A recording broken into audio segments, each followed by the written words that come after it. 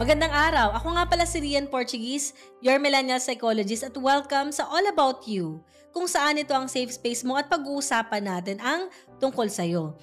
Para sa araw na to, babasahin natin yung isa sa, I think baka makarelate dito yung iba, no? Isa sa mga question o kaya experience ng ating viewer.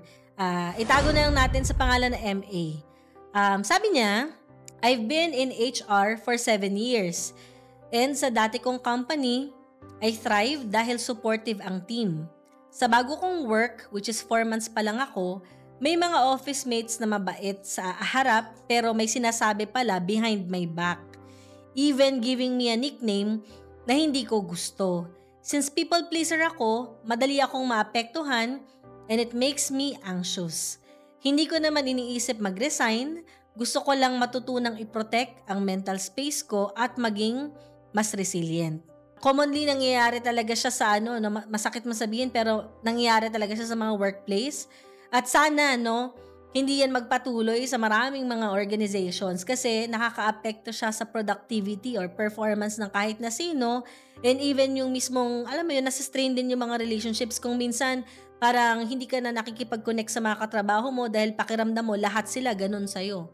At the same time, nakaka-apekto din siya sa self-worth ng isang tao kasi pakiramdam mo may mali sa'yo. 'Di ba? So, kaya ito yung mga pwede nating gawin. Bilang HR na i-document mo syempre yung mga nangyari sa'yo kasi pwede naman magkaroon tayo ng mga legal din, 'di ba? Just in case lang na lumala yung sitwasyon. Pero sana naman hindi. Saan mo ba nalaman na binigyan ka ng nickname, 'di ba? Saan ba nalaman na meron sila sinasabi sa'yo behind your back, 'di ba? Maganda sana na ma-document mo yung mga bagay na yon, may mga witness ka rin para just in case na magkaroon ng mga investigation, 'di ba? Meron kang may papakitang mga proofs na nangyayari ito.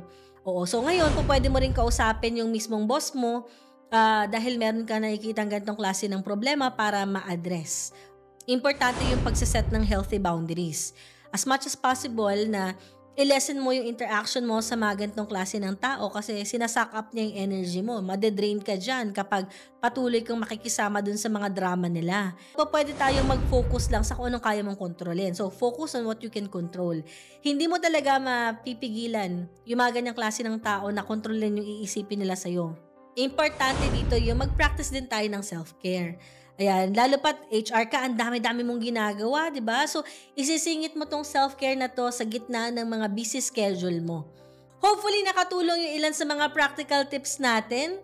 And sa mga nakikinig sa atin ngayon, kung sakaling may mga concerns kayo tulad ni MA, ayan, huwag niyong kalimutan na pwede kayong mag-send ng questions sa email na makikita ninyo sa ilalim ng screen natin, sa baba ng screen. Muli po, maraming salamat. This is Rian Portuguese, your millennial psychologist. Ingat!